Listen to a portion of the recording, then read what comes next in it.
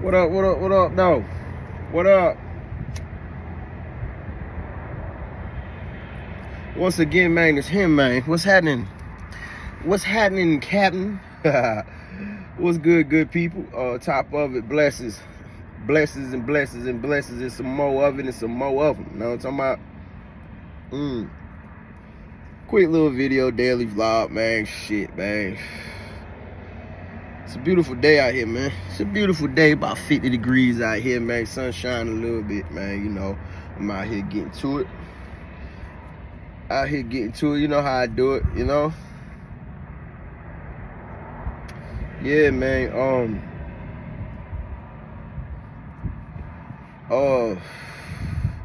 I reached out to, well, Sunday, but I reached out to a little inside person that I reached out to a little inside person that a friend know, that a friend of a friend know, and he or she is an inside person at the bank. And I was looking at all these auto things, because, you know, like I say, man, I'm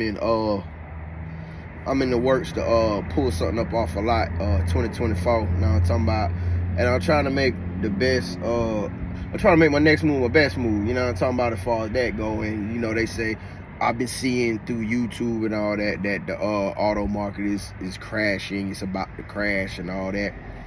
And I've been seeing certain videos saying that certain financial institutions are tightening up their auto loan requirements because they've been getting so many repos.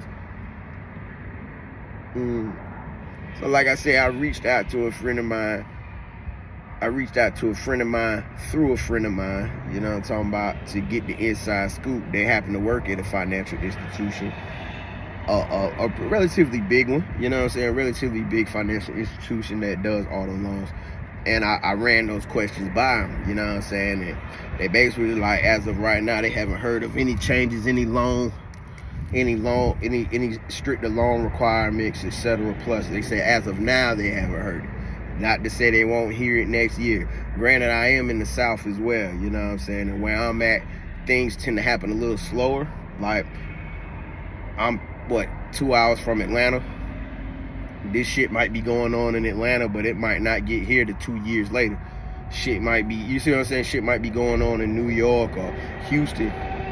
We might not see the effects till a year later. You see what I'm saying? So, you know, it is what it is. Fucking time warp. I live in a time warp around this motherfucker, man. But what I am saying, like I said, I'm coming off a lot, and I'm striving to come off a lot next year.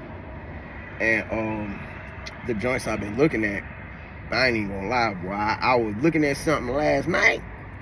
I fuck around and see that motherfucking Trackhawk and that goddamn that Trackhawk and that motherfucking SRT changed my whole shit. I was like, boy, I might just, but I'm gonna let y'all see it whenever I do it. You know what I'm talking about, on the daily vlog. Whenever I do it, it ain't gonna be tomorrow, it ain't gonna be the day after tomorrow, but it's gonna be sometime. So just stay tuned. When I bust a move, y'all gonna be the first to know. And you know, I'm trying to keep y'all in the loop in the process, you know. Cause when you're making a big purchase of that nature, you know what I'm saying, a vehicle, something that's gonna take a majority of your monthly income, you kind of want to be on time with that shit, and you want to make your next move your best move, man. Like I say, I'm still standing on it, you know what I'm talking about. If you know somebody that's gonna buy a car tax season, if they can't just buy cash and they don't really need a car, tell them hold off, man. Tell them to hold off to the summer or something, man, you know. Something to hold off to the summer. Don't ride no paper tax season, because that's what they looking for. I'm gonna keep it a band. That's what they looking for, especially the black dollar. Whenever something, listen, I'm gonna tell y'all something, man. I ain't racist, you know what I'm saying, but I have a smidge of pro-black in me, you see what I'm saying? I got a smidge of it, you know what I'm saying? A smidge of pro-blackness in me, you feel me? So to my white subscribers, saying nothing personal, you know what I'm saying? To my Hispanic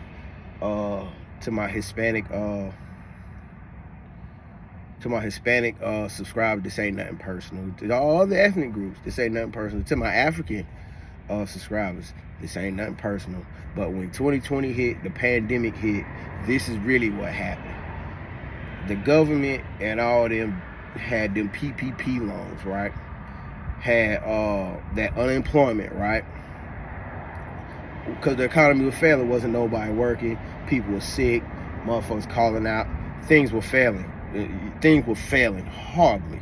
So this is just a theory. Boy, I need to retwist, ain't it? This is just a theory, but when you look at the theory, you be like, damn, yo, that's real. That's serious. You know what I'm saying? But listen,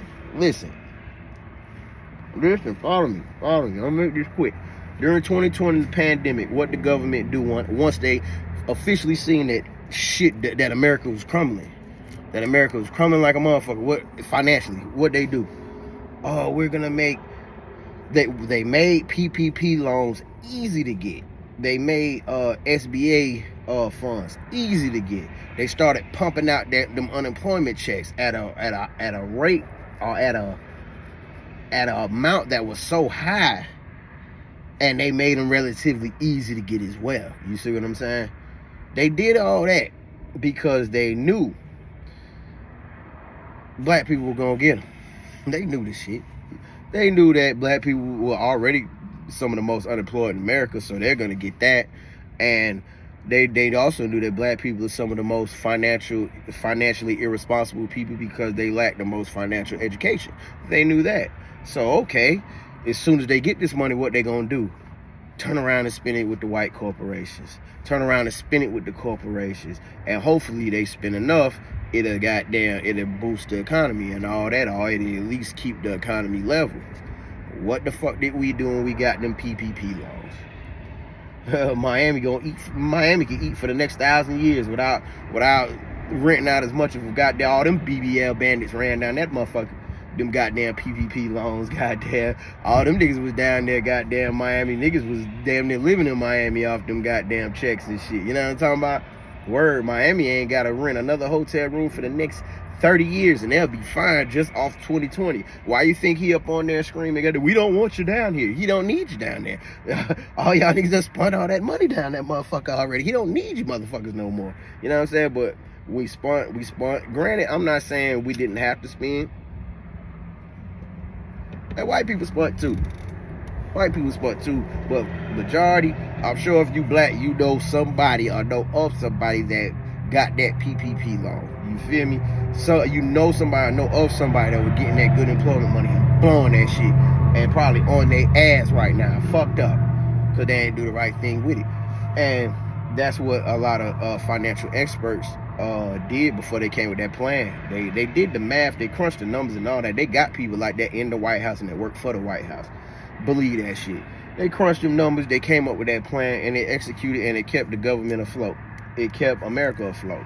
Now, I ain't saying we're back. We're just in different times now, and shit is still fucked up, but it's coming back to bite them in the ass. I guess it was like, look, we do this and suffer this in the long run, or do nothing and die now. You know what I'm saying? And they chose the latter. I mean, they chose the aforementioned. You know what I'm saying? But anyway, to the top, let me get to this video. That was enough filler, man, from a daily vlog, man. But of course, y'all know I fuck with Twitter heavy. You know what I'm saying? And it's this dude going viral on there. I'm gonna see if I have enough time to put his video in here, maybe at the end or maybe in the middle or maybe at the beginning. I don't know. But basically, the man was saying he asked this girl to come over that he been dealing with, having relations with. You know what I'm talking about? For he was having relations with her for I don't know, I guess a year, 8-9 months. But anyway, I guess they would really consider like going steady, whatever the fuck that means. You know what I'm saying? But and of course it was a black guy. So the man was like, old girl was supposed to come over or whatever, and he said, hey, you coming over? Goddamn, stop by, get me something, get me something to eat, man. It run $20. And the chick was like, I'm not doing that. The chick was like, I'm not doing that because that'll put me in my masculine frame. That'll put me in my masculine energy. That's the bullshit she ran on the nigga. You know what I mean? So boom, yeah. So he was like, he went on in the video, I wasn't mad. I wasn't mad that she didn't get the food. I wasn't mad. I still let her come over. I wasn't mad. I still let her come over, but I look at her differently now. I'm like, man, you sucker. I'm saying to myself, you sucker. You a whole fool out here, nigga. You a whole fool out here about the bitch. You know what I mean? And here go the lesson with that. If you dealing with a female, you know what I'm saying, that you consider that y'all are in a relationship with, y'all are in a relationship together, or on the way to a relationship together. You know, y'all might be in the vetting stage or whatever. You know what I'm saying? And you ask this muppet to get you something to eat on the way over to your house. Mind you, this is a black man with his own shit, I guess. I'm guessing that shit's a rarity. And he was young. That shit's a rarity. So, no, you damn near the prize on that aspect if you're young, black, and you got your own spot with no roommates and shit. But that's another story. So, but basically, she said that put her in a masculine frame. Where he fucked up at, he fucked up by still letting her come over. Oh, you being petty, cool, you being petty. Nah, I ain't being petty. Listen, if you ask a chick for something to eat and she's on the way over to your house and she say she's not going to get it unless you cash at me the money, and you consider yourselves on the way to a relationship, no, that's not going to work. Nope. You turn that motherfucking car around and go on about your business. I'll see you when I see you. You see what I'm saying? Because now it's like he still let her come over. So now mentally, this woman knows that he ain't got many options. He ain't got no other female option. That's why she was still able to come over. He probably wanted some ass. And you know what I'm saying? That's why that was the whole situation. He wanted her to come over so he could get some ass and, you know, kick it a little bit. You know what I'm saying? But he asked for something to eat and she was like, nah, that ain't happening. Send me the money. You know what I'm saying? And she didn't do it. He still let her come over. He probably still clapped her cheeks like there was no tomorrow. You see what I'm saying? That showed he ain't have many options, because the real one was like, all right, don't even worry about it. Matter of fact, turn that car around. Boop. And call the next chick. Hey, what's up? Whoop, whoop, whoop.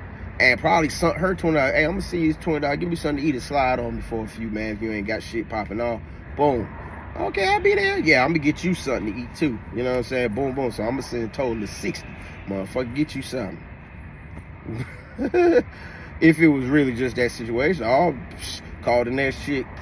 Hey, what you got going on? Shit, man, I'm a little hungry, man. Grab me a bite to eat and slide over, man. Let's enjoy our day together, man. You know what I'm saying? He didn't have nothing else to call. And that chick who he dealing with knew or now she knows that he has no other options. You see, or no other options that's contending with her. You see what I'm saying? So now he's opened the door, inadvertently or advertently, he opened the door for her to handle him in any type of old fucked up way. You know what I'm saying? Talk about he look at her differently. You don't look at her no differently. You don't look at her no differently. You still let her come over, nigga. Yeah, you still let her come over, man. Listen, if you about to get into a relationship, and he probably knew she had the money. He was talking about on the tweet or on the TikTok. I don't think she had the money, trying to make herself feel good. She had the money. She had all of it. Okay, well, I question is, why are you dating a chick without $20 to spare? Let's just keep it a buck now. I mean, come on, man. Why are you dating a woman that don't have $20 to spare? Like, come on, man. And y'all about to go into a relationship together? Come on, let's be real. You're about to get into a relationship with a chick that you don't think has $20 to spare. You feel me? You're about to get in a full-fledged relationship. You asking for trouble. That was the second red flag in the video he shot. One, he ain't have options. Two, the choice of woman he dealing with and getting into a relationship with is not the... Listen, if you're over a certain age, you should be dealing with a woman that got a fairly decent credit score, that's making a little dough about herself, you know what I'm saying, et cetera, et cetera. Yeah, under a certain age, certain women struggling, kids are struggling, y'all both struggling, so I understand that. But you're over goddamn 24 and 25 and ain't got $20 to spare? Come on, and you're heading into a relationship with this chick? Let's be for real. Let's be for real. It would have sounded better if she was like, nah, I ain't gonna buy you nothing. That'll put me in my masculine. But what I will do, I will come over there and see what you got in your refrigerator and cook a little something for you. You know what I'm saying? Woo, woo, woo. Yeah, if the bitch would have said that, then the bitch would have been a real catch. You know what I'm saying? But nah, she said, I'm not buying it because that put me in my masculine. I would say, well, turn your manly, masculine ass the fuck around in that car. Take your motherfucking ass back the fuck where you came from. Yeah, and that would have been, I would have stood on business like T.I. at that club, goddamn. I would have been standing on business. Standing on business. Word. I'd have been standing on business around this motherfucker. Standing on business around this motherfucker, man, in a real way. And see, it be dudes like that that let chicks slide, that come fuck with a nigga like me and they can't handle it, so they run back that weak ass shit. Or come fuck with a nigga like you, or a person like you, and they can't handle that type standing on business shit. You know what I'm saying? And they go get a sucker. They go run to the next sucker because you a little too much for them. They run to the next sucker because you're too much of a motherfucker to deal with. You know what I'm saying? Yeah, you know, damn, that nigga calling a homegirl. That nigga asked me for something to eat. I told him no. He told me to turn my motherfucking manly ass around. That motherfucker ain't shit, bitch. That motherfucker ain't shit. I'm going to get his food, though. I hope he like oxtails. I hope he like oxtails. Shit, I'm going to get him some. I might spitting and shit, but I'm going to get it. That's how it be, though. You got to take the good with the bad, man.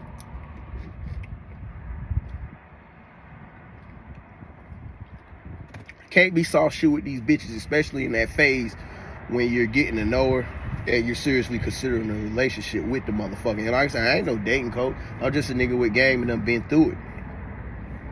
I'm just a nigga with game that done been through it, and I'm just giving you the real. I'm just giving you what happened in my life, you know what I'm saying? And how I handle situations in my life, you know? This ain't for everybody. It's only for a select few. You know what I'm saying? And he still let her come over because he didn't want to lose the bitch. You know what I'm saying? A lot of niggas don't want to lose the bitch. You feel me, man? Shit, you can have my bitch. A lot of niggas scared to lose the bitch, but check it, man. You can have my bitch. A headache up off my hands. You know what I'm talking about? A lot of niggas is scared to lose the bitch, but hey, man, you can have my bitch. Like, that's one headache gone. You know what I'm saying? For real. And you can't be a dude out here afraid to lose a bitch. Okay, she ain't bring you nothing to eat.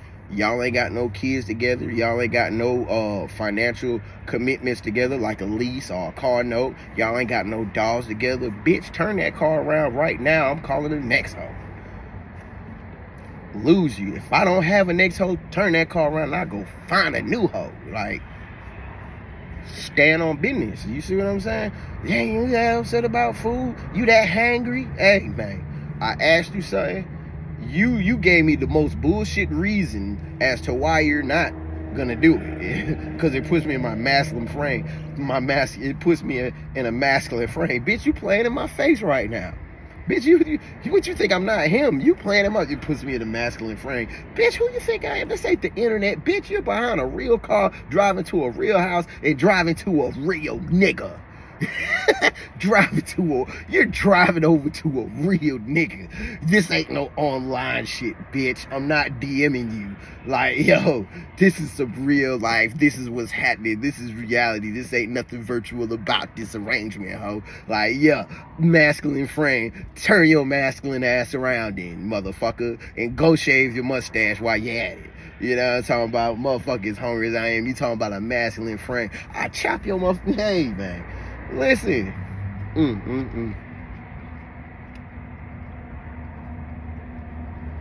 But yeah, man. I'm gonna drop the video and I'm gonna leave a little room. Peace, love, blessing, prosperity, man. Get to your money, man. Every day, get to your money, man. Get to your money, man. Save your money, man. So your money can save you, man. And if you see some nice investments, man, hey, man, if you got an extra 100 or 2 to spare, go ahead and make that, man, you know? Go ahead and make it. And this ain't financial advice, I'm just saying. There's no need to be playing. We ain't out here all trying to get rich, but hey, we all about this shit called money making, you know? Get to it. Love you.